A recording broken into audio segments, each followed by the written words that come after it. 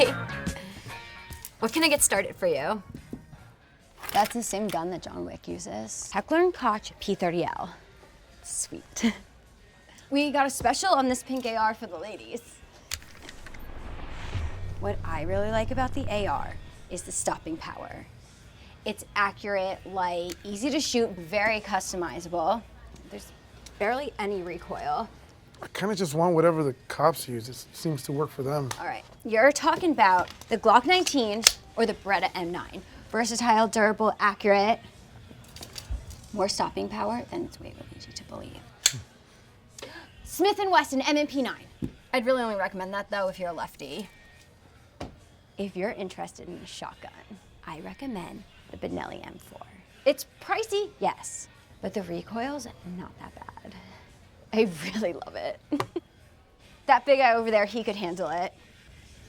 No, I'm more of a grappler. Chill.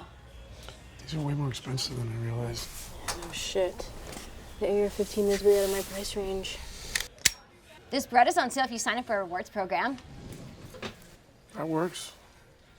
You take Bitcoin? I don't think so. I could check with the manager though. Decentralized Pictures Talent Cast, and in studio today we have Cutter Hodierne, director of Cold Wallet, a dark comedy thriller set in the turbulent world of cryptocurrency, and winner of the Andrews Bernard Finishing Funds Award as featured on the Decentralized Pictures platform. Thanks for being here, Cutter. Happy to be here. Very, very happy to be here. Excellent. Well, congratulations on winning the highly coveted Andrews Bernard Award as featured on the Decentralized Pictures platform and supported by the one and only Steven Soderbergh. But before we jump into all of those details, tell the audience a little bit about you as a filmmaker, including the success that you've had with some of your previous work, Fishing Without Nets, and how your writing kind of draws from true stories. Yeah, totally. So my name is Cutter Hodierne. I grew up in the Washington, D.C. area, and that's kind of where I first picked up a camera and, have always had a little bit of an attraction to true stories. I would definitely describe myself as being a bit of an aficionado of crime movies and loving true crime stories. Even before Netflix showed us that was crack for audience. So my first film is called Fishing Without Nets, and it began as a short film that I just kind of put together on my own, fully DIY. And it is a movie about Somali pirates, but told from the perspective of the pirates. So the short film began as an obsession with this topic, and I decided to go to Africa to sort of explore, making this into a film, making something that was short and punchy, and then using that as like a way to expand it into a feature film. We could do a whole podcast episode about the making of just the short film, because it was madness. But we basically came back to America with this short, didn't really know what was going to happen with it, but submitted it to Sundance and ended up winning the grand jury prize at Sundance. And in a rapid, amount of time, in a very short amount of time, in my early mid-20s, I went from sort of a struggling music video director who'd gotten, one big job, to suddenly the doors of Hollywood sort of opening, and Vice came in and gave us the financing to go make the feature film version of Fishing Without Nets. So we kind of were teamed up with this young media company at the height of their powers, who just said, "Hey, that thing you just did on the short film, if you can go back and do that again on a larger scale, we're in." And so we went back and made this kind of epic movie, that was followed like a Somali fisherman who went, who kind of gets lured into the world of piracy and gets caught up in this chaotic thing. And the movie was, really critically did fairly well. As far as the box office, it came out almost, right at the same time as a Somali pirate film that you probably did see, which is called Captain Phillips. Oh, So we were a little bit buried in under that wave. man. But the film is something I'm super proud of, and I hope that, as I continue to grow as a filmmaker, more people will go back and watch that one, because it's a really special project, and I think more or less everybody who worked on it, from the cast, who were all first time actors, to the crew who came over and made the movie with me. I think it changed everybody's life in one way or another. And it was kind of unlike many independent films getting produced these days. There was a scope and a chaos to it that, I think we were taking pages of inspiration from like Werner Herzog and frankly Shane Smith and Vice. So it's a great film, and I'm really, really proud of it, and not unlike Cold Wallet in a way. Nice. All right. Well, as we continue to see your career flourish, for those that are watching, go check out Fishing Without Nets. All right. So let's talk about discovering Decentralized Pictures and your decision to submit to the Andrews Bernard Award. Okay, so I'd heard about this because I've been following, all the sort of goings on in the Web3 space as far as film, and this was something I just started to hear about in word of mouth, but I would say largely from two of the producers on our film. One is one of our EPs, is a guy named Justin Staple, who I originally know from Vice. He put me onto it originally.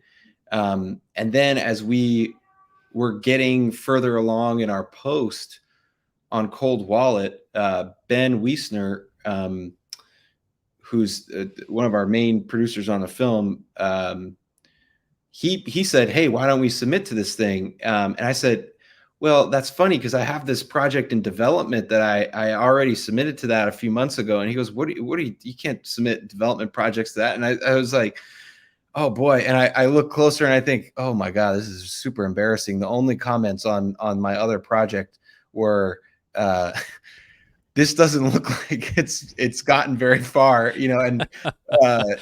and was sort of shot down. And I immediately pulled it off, and we resubmitted with Cold Wallet, which is a very obvious project to submit. And I'm almost embarrassed that I wasn't even thinking about it in this capacity. But our film being both about crypto and obviously just being a fan of this platform and what it was starting to do, it just seemed like a really natural fit.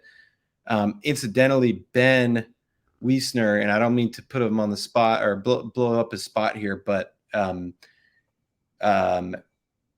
Miguel's film, which used to be called Caladita, went through Ben's short to feature lab when it was a short film. So Ben was well aware of this and was constantly referencing Miguel as an example of somebody who'd really taken advantage of the Web3 space in terms of financing, and that and a couple other stories we were always kind of throwing around as sort of the ways of the future potentially. But yeah, a long way of saying I'd been hearing about it. It had been something that had been popping up kind of organically. And once we knew this is the project we should be moving forward with at DCP, like this, we did a full court press to try to get people to take a look at it.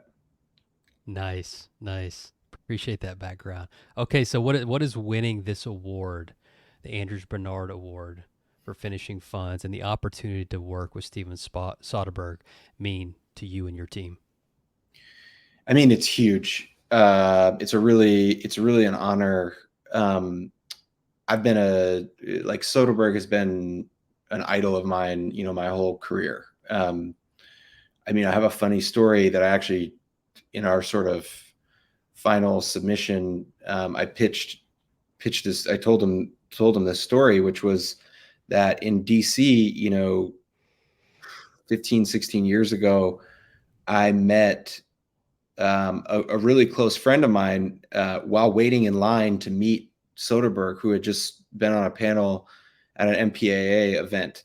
And we spent like an hour waiting in line. And then he said, okay, I got to go, and walked away when we were like, you know, 10th in line. So we didn't get a chance to meet him, but I met this guy who I became really close friends with, and we went and did projects together, and he's been this great person in my life. And so Soderbergh has been somebody clearly who I've been trying to like track down for a while. But as far as the film, I think it is, you know, Soderbergh's really well known for a lot of reasons, but I mean, his heist films and his kind of caper films, especially ones with kind of a heart and an edge, you know, I think are we're kind of following in that tradition very much in this movie. You know, I think Cold Wallet is there's an author from DC named George Pelecanos, who's kind of the same world as Elmore Leonard. You know, and Soderbergh has adapted one of his films. I actually studied Elmore Leonard in school growing up. So like meaning I chose him as an author. I was like, you know, going to just read all of his books and then have to write about for school. And it was an unusual choice. You know, people were picking kind of more classic, you know, literature, and I was going with like pulp crime. And I think I've always been drawn to that. It's kind of doing the characters from the underbelly of society, characters who've been wronged by bigger entities, be it you know, shipping companies and foreign militaries, like in the case of Somali pirates, or in this case, you know, people who are trying to get rich, you know, in the post-COVID era, or just make a buck in the post-COVID era, trying to wrap their head around this complex technology, and then, you know, once again getting body slammed, you know, by the system, and then needing to take sort of extreme, you know, course of action. So I think in all those ways, this is a really organic material for me to dive into. And as far as, you know, I think frankly, his validation and compliments about the movie, those go a long way for us, and just sort of saying, hey, maybe we're on the right track. So, I mean, his validation, his participation in the process alone is worthy of its own award. And then the fact that it's bringing us like really critical financing at the time when it's really hard to pick up the phone and be asking for more money. It couldn't have come at a better time. So really, really, really pleased in every direction. Awesome, Cutter. There's so much to unpack there, and I think that it showcases the beauty of what's happening at Decentralized Pictures with these awards. That financing is wonderful. You know, it takes capital to make a film, but to have that kind of mentorship, that kind of advisor in someone like Steven Soderbergh, it's equal to that, if not more. So awesome stuff, and exciting times for you and your team. So let's dive into the film, Cold Wallet. Again, a dark comedy thriller set in a turbulent world of cryptocurrency. And it's hard not to turn on the news right now without some story occurring, whether it's a new ETF that's going to be approved or some rug pull token. I mean, it's just like there's plenty of headlines out there for crypto. So tell us about this story, and what are your aspirations for the film once it's complete? Well, you know, I'll start with the aspirations for the film, which are, you know, I want people to see it. Like, I know that sounds obvious, but in the world of independent cinema, like that's a big ask. And I think that is where I'm seeking kind of help from the community in terms of just, I'm not looking for anything disingenuous, like I'm not saying, hey, blindly share this link with your friends, but like getting people, particularly in the Web3 world, to rally behind the movie because they feel seen in some way, or just find it sort of extra funny and extra tragic, is one of my clear goals. And we're in the finishing stages of the film, so we're getting into the weeds of like what Reddit comments look like, and what what lingo is getting used, and like it's sort of like we have this much space, okay, how do we get the ones that are really meaningful in, and not sort of derail the story. But it's I would say that it's just that people see the movie, and I think what we've made is fun. And I think that's the hope, is that it both tells a story that is timely and meaningful to people, but that it's a fun night out at the movies, or a fun night in at the movies. It's a movie that moves with a pace and is just meant to be a wild ride. So yeah, I hope people watch it. I can't wait to watch it. I mean, I guess I'm a little biased because I'm like a blockchain crypto guy. So when I saw the title Cold Wallet, I'm totally in. But how you just described it, and knowing that you have a great team behind it, and of course there's already great content and clips that can be viewed out there, so you kind of know the quality that's going to be delivered in this film. So can't wait to see it in its feature length. So let's zoom out a little bit, Cutter, and talk about kind of just this whole experience, this whole process, that about kind of democratizing and decentralizing the filmmaking process. And I think what's happening right now, the way that these finishing funds are being awarded, and the call it the 8th or 9th inning of this film, and getting the Steven to be an advisor to see you through the finish line. How can this enhance the film industry? And do you think there's stickiness here? That this is something that could be here to stay? Oh yeah. I mean, I feel like for a decade, I have been sort of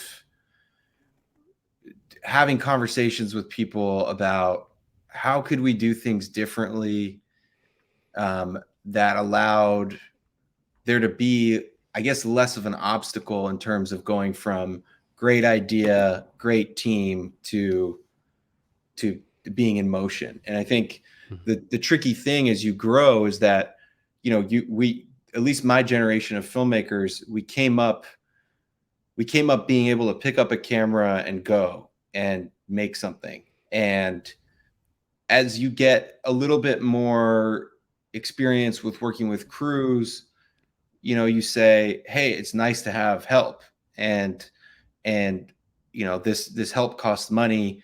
Some of your ideas cost money. So what does the middle ground look like of let's keep the barriers and obstacles low, but let's still be able to make a movie that is done at a high level. And so I've had all kinds of sort of pie in the sky conversations, to things that seemed more genuine and realistic, to, even one I was having the other day, which was, people really rule out the idea of like a new streaming service entering the picture when everybody already has too many subscriptions and whatever. But like, is there a version of a United Artists today in the streaming world where users got paid instead of paying, based on their activity? And then we say, well, wait, it's kind of it's kind of what DCP is up to. And I Mhm. think if you imagined DCP on a large scale, on like $1 billion scale, all of the activity that goes into that community sort of paying out to users could be a really interesting way of A, making more interesting movies, B, making kind of our data as users become valuable to the platforms, in a way that's genuinely valuable to us as well. And like, is there some utopian ideal where all of those things can come together and can be working? I don't know, because I think it takes basically a rogue billionaire, not naming names, Elon Musk, but like that would be, if you really want to disrupt, a media thing, it come in and just say, fuck you guys, I'm starting my own streaming network, like that. Yeah. But in other words, steps like the ones that DCP is taking, to me are really groundbreaking and really interesting. And I have all of the sort of history of the Coppolas to sort of stand on, of saying, hey, we've been fighting for this independence like longer than you've been alive, and Right. I couldn't be more supportive of that. And frankly, the fact that they've supported this film just, it's made me feel a lot better about supporting them. But but I would say really it's just a sign of like, this is the sort of disruption that the film industry needs. And in a year of so many strikes and people just being upset about, how centralized the power is, and how powerless a lot of artists feel, just feels really timely and like a powerful organization, or potentially really powerful organization, if they can keep sort of building up their armory. So beautifully stated, Cutter. Thank you for that thoughtful answer. And you're so right. I mean, I still think that we're at the front end here, but what's happening is groundbreaking. It's dynamic. It's new. It's fresh. It empowers filmmakers. It incentivizes participation. I mean, there's so much goodness, I think, happening here, and it's going to be really interesting to see, well, what's that big tipping point that really moves this mainstream. But yeah, Well, I mean, it so good seems things. like Soderbergh may eventually run out of money, so we have to find a way for it to be more sustainable. But I'm very curious, like what the plans are with that. I don't really know exactly how many like users it would take before it becomes like we can finance a full film through. But I'm, I look really optimistically forward at what could happen. Yeah, very much so. Yeah. Well, at least you can say that you were on the front end of this movement. So well done to you and your team. Yeah, we've been. It's bizarrely feels like we've been kind of the guinea pig on with Vice, in terms of Vice sort of figuring out how to do their thing. So it's being a guinea pig is it's great. Well, excellent, Cutter. Well, hey, man. Well, thank you so much for being on Decentralized Pictures Talent Cast, and congratulations again to you and your team on winning the Andrews Bernard Finishing Funds Award, featured on the Decentralized Pictures platform. And best of luck putting the finishing touches on Cold Wallet, and can't wait to see it. Yeah, thank you so much. And I mean it. If there's a way for people who watch or listen to the podcast to contact me with ideas or thoughts and things, I would definitely open to that. If you want to stick my contact information anywhere, I think part of this is like there being direct lines of communication, and so many good ideas have come that way, in my experience. So thank you for having me, and thanks again. This award and opportunity is really really meaningful. Okay. Excellent. Excellent, Cutter. Well, I'm sure we'll hear more from you and your team very soon. And best of luck, and hope to talk to you soon. Take care now.